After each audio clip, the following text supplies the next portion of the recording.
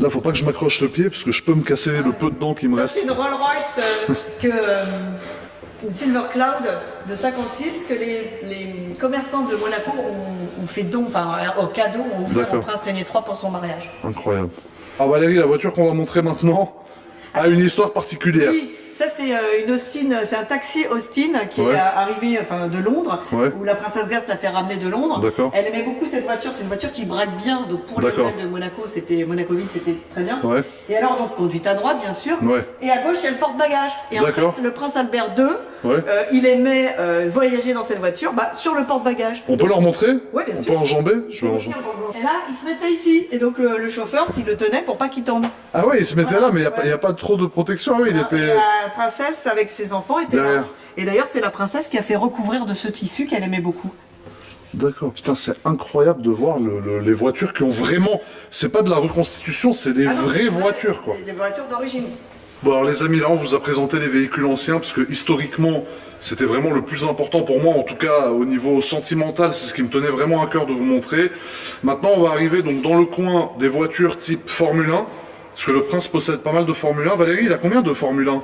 Alors là, il y en a une douzaine. Il y en a une douzaine de F1 quand même. Là, on parle de Formule 1, on parle pas de... Et les voitures de rallye, il y en a quoi? Une vingtaine à mon avis. Il y en avait pareil, une 10-12 aussi. 10-12 voitures de rallye, voitures des 24 heures du Mans. Et après, sur ma droite, là, on va arriver sur les voitures récentes. Alors par quoi on commence du coup? Là, en fait, on les a mis dans l'ordre chronologique. C'est-à-dire la plus récente, déchronologique, décroissante, de la plus récente à la plus ancienne. Donc ça, c'était celle de Max Verstappen. Voilà, Max Verstappen, la Red Bull, numéro 33. Là, celle-ci, c'est Lewis Hamilton et Rosberg en 2015. Incroyable. Donc ça, c'était déjà les V6 turbo hybrides. Voilà. C'était la Lotus de Grosjean. Ouais, la Lotus de Grosjean. D'ailleurs, Richard Mille avait fait une montre à l'époque où Romain Grosjean était chez Lotus, une montre qui est magnifique, qui reprend les couleurs un peu du logo Lotus F1 là, que je vois là. Bon là on a Team Renault. Donc ça c'était qui? C'était Alonso? Alonso c'est quoi, 2008 ça? Ouais, 2008, Alonso en 2005-2006 il est champion du monde chez Renault, après il part chez McLaren à gauche là-bas avec Lewis Hamilton, puis en 2008 il revient chez Renault, et après il repartira chez Ferrari. Ouais, c'est incroyable. Et je crois qu'il finit à la fin chez... chez Alpine. Voilà, là on a une Jordan et une Lamborghini. Donc la Jordan là, ici, la Lamborghini là, ici. on voit bien la différence. C'est ça que je veux leur montrer, comme tu dis, c'est la différence de design quoi. C'est ça, voilà. Au fil des années, ils ont amélioré plus ou Oui, ils ont complètement amélioré. L'aérodynamique. C'est ça, c'est surtout l'aéro de la voiture. Quand vous regardez celle-là, les amis, ensuite l'évolution, celle-ci, et là, alors là, c'est vraiment là qu'il y a eu un changement quand même. Donc en 2001, on a un changement qui est quand même incroyable. Tu vois, ils commencent à mettre les prises d'air en carbone pour venir refroidir les freins. Ils commencent à mettre les lames à l'avant, etc. Ensuite ici, voilà, ça évolue encore un peu. Donc là, on est en 2007. Donc tu vois, entre 2001 et 2007, Valérie, il n'y a pas eu beaucoup de différence. Là, on revoit qu'en fait, les ailes, elles sont réélargies. Ouais, c'est vrai. Ici, donc voilà, vous voyez, ça a encore évolué un peu. Elles avaient encore les ailes un peu... Les oui, mais c'est surtout là, c'est vraiment quand on est arrivé dans les V6 hybrides que voilà, il y a eu de la différence. C'est des appendices en fait, et on verra après sur celle de Charles Leclerc que tous les petits appendices, avant il n'y en avait pas, c'était beaucoup plus... Mais sur celle de Charles, il y en a encore plus. Il y a un aéro de fou. Ensuite ici, donc là, donc là on a une Countach, donc spec US, c'est ça qui est intéressant. Voilà. Avec les bumpers, c'est comme ça qu'on reconnaît les américaines, c'est ces gros trucs qui dénaturent complètement les voitures. Mais voilà, ça vous allez la passer en spec euro ou vous la laissez comme ça? Non, on va la remettre en version... En spec européenne. Oui, parce que franchement, là... Bon, après ça donne un style, ça laisse dans son jus, mais je pense qu'elle aura plus de charme en spec Europe. Et d'ailleurs, à l'arrière, vous l'avez déjà enlevé le bumper, si je dis pas de bêtises. Parce qu'à l'arrière, c'est vrai qu'il y a un gros... Putain, c'est incroyable cette voiture. 12 cylindres, c'était en 1986. C'est-à-dire 1986, frérot, t'arrivais avec ça au restaurant, les gens, ils se disaient, merde, qui c'est, quoi. Et ici, là, donc... Ici, on a une 908K du Mans. Ça, c'est dans les années 68, 70. Et le petit museau, qui est d'une couleur différente à l'avant, ça donne un effet sympa. 908K. Et donc ça, c'est une jeune voiture qui a été créée donc, par Venturi, qui est une société monégasque, pour aller explorer le pôle Nord, c'est ça, si j'ai pas de bêtises. Celle-ci, elle est toute récente, c'est une électrique qui va aller en mission à la fin de l'année. D'accord. Et à côté, on a mis l'expédition polaire française de Paul-Émile, l'association Paul-Émile, Fondation Paul-Émile Victor, pour voir un peu la différence de ce que voilà, les années... Ouais, le design, on reste sur la même base, mais en plus Plus moderne. Et donc là, on a les Ferrari. Donc là, je vois une 250 cabriolet qui est incroyable, encore une fois, dans un état de fou. Donc ça, c'est vraiment, voilà, ça c'est état collection comme toutes les autres, mais là, c'est vraiment le coin des Ferrari. Donc ça, c'est une voiture qui fait 240 chevaux et qui montait quand même à 240 km/h à l'époque. C'est incroyable, à l'époque, monter à 240, c'était un truc de fou. Ce qui est sympa aussi, c'est de voir la différence des couleurs. C'est ça. Parce que il y a plusieurs rouges. On s'imagine que Ferrari, c'est ce rouge-là, mais en fait, non. Oui, il y a plusieurs rouges. Tu as Rosso Corsa, Rosso Foco, Rosso Scuderia. On verra qu'elle est encore plus orange. Ouais, exact. Bon, là, il y a une 330. Ouais. Ici, il y a une 275 GTB aussi. Ça, c'est incroyable. Ça, c'est rare, ça. Ouais. En plus, dans cette config avec la bande, ça, les amis, vous avez vu sur les F12 TDF, c'est une bande qui a été reprise, qui a été remise sur les F12 TDF, ou même sur les F12 en option. Et voilà, ça date de cette époque-là, en fait. C'était ça. Donc là, c'est un 3 litres 2, c'est un V12 3 litres 2 qui fait 280 chevaux. Donc c'est incroyable. Ici, on a une Daytona. Ouais, groupe 4 de 71. Alors ça fait du circuit. Incroyable. Et puis même en rallye, maintenant, il y a aussi des personnes qui font du rallye. On les voit dans les rallyes comme le Modena Centoore en Italie. Ouais. Qui est en fait un peu comme le Tour Auto en France. C'est ça. Donc il y a des spéciales et des circuits, et ça, on voit ces voitures-là.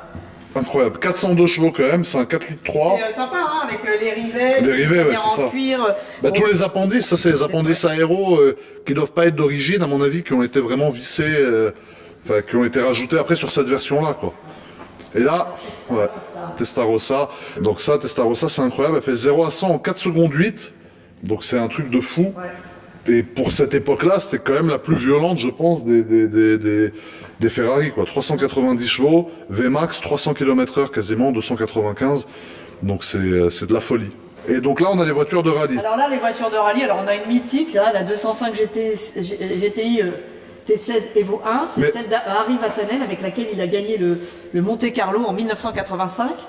Toi, tu connais bien parce que tu es copilote de rallye, c'est ça que tu m'expliquais. Moi, je suis copilote de rallye. J'ai fait un peu aussi des petites courses de côte quand on est tout seul au volant, ou du circuit, mais surtout du rallye. Donc toi, tu comptais, de nous deux, en fait, t'es celle qui conduit beaucoup mieux, en fait. Les gens, ils ont disaient, oui, c'est elle qui gère la collection, mais ils savent pas que sur la route, tu t'arraches le bitume aussi. Hein, voilà. Là, par exemple, Jean-Claude Androuet, qui a couru dans cette voiture mythique, la 037, Jean-Claude Androuet, j'ai couru avec lui. Ça a été mon pilote. Putain, c'est incroyable. Moi, j'ai couru avec personne, quoi. Je cours tout seul. Ah ouais, non, mais c'est incroyable. Bah, c'est beau, hein, le palmarès. Là, on a une Audi aussi, l'Audi Quattro, qui est la voiture. Ah oui, la Quattro, bah oui, ça c'est. Celle de Michel Mouton. Ouais. Elle a fait, dans celle-ci, elle a fait en 83 la Finlande. Et sinon, son coéquipier qui s'appelait Anu Nicolas a gagné le Tour de Corse en 83 avec celle-ci. Et il a été champion du monde avec cette voiture en 83. Regarde les jantes BBS comme ça. Avec la protection comme il y a sur les Brabus un peu aujourd'hui. C'est dingue, hein, parce qu'aujourd'hui, vraiment, ils s'inspirent des voitures de l'époque. Parce que ça, moi aujourd'hui, je l'ai vu la dernière fois sur une Brabus Rocket 900, et je me disais, putain, Brabus, ils ont innové, ils ont fait ça, on l'a jamais vu avant. Mais en fait, voilà. Donc j'en ai appris des belles aujourd'hui. Celle-là, la Peugeot là-bas, la Turbo 205 Turbo 16, avec l'échappement au milieu, elle est incroyable. Alors ça, c'est des groupes B. Ouais. En fait, les groupes B, elles étaient dans les années 83-85. C'était des voitures qui étaient... il n'y avait pas de limite. Il n'y avait pas de limite dans le moteur. Il y avait un poids mini. D'ailleurs, il y a eu beaucoup d'accidents mortels. C'est pour ça qu'ils ont arrêté dans les années 86. Et ils sont revenus, ils ont limité la puissance des voitures et un peu plus lourde parce qu'il y a eu beaucoup. Ça, l'ancien aussi, l'ancien intégral, qui a été championne du monde avec Kankkunen. Juha Kankkunen, un Finlandais, et avec Biazzon, un Italien. Incroyable. Alors ça aussi, mythique. Subaru. La Subaru. Impreza. Ça, c'est celle de Richard Burns qui a été champion du monde 2001. Et avant, il y a eu Colin McRae aussi qui était champion du monde. Et Peter Solberg, juste en 2003, juste avant Sébastien Loeb. Là, on a une voiture des 24 heures du Mans. Là, c'est celle de Alan McNish qui a gagné les 24 heures du Mans une ou deux fois, je crois. Avec cette voiture-là. Voilà, avec l'Audi. La lame en carbone devant. Moi, je suis là, j'essaye de garder mes repères de quand je présente les voitures. Tout ce que je sais dire, c'est la lame en carbone, la jante en 21, les freins céramiques. Bon, bah, là, il y a un peu plus de choses à dire. On l'a amené, il fallait faire attention parce qu'elle est tellement ça touche partout. Et ça, c'est une voiture qui est en état de marche? Ah oui. Bon, après, ça... Ouais, c'est compliqué après à démarrer, mais on veut pas monter et tourner la clé. Ouais, c'est ça. Mais c'est incroyable de se dire que c'est une voiture qui pourrait fonctionner. Là, on a la Lexus du mariage princier de Charlène et du prince Albert II. Donc ils se sont mariés et ensuite ils sont partis, je me rappelle, ils ont fait un tour de Monaco avec cette voiture. Exactement. En fait, ils avaient ouvert le toit, ils avaient mis en plexiglas, bon, au cas où il pleuvrait, pour pouvoir les voir. Mais en fait, ce jour-là, il a fait très beau, donc ils ont retiré le toit. Ils ont retiré le toit, comme ça, les gens pouvaient les voir. Et donc ça, c'est la voiture de Sébastien Loeb. Ça, c'est Sébastien Loeb et Daniel Elena, monégasque, qui gagnent le rallye de Monte-Carlo en 2013 avec cette voiture, la DS. Avec celle-là, c'est celle-là qui est là. Celle-là.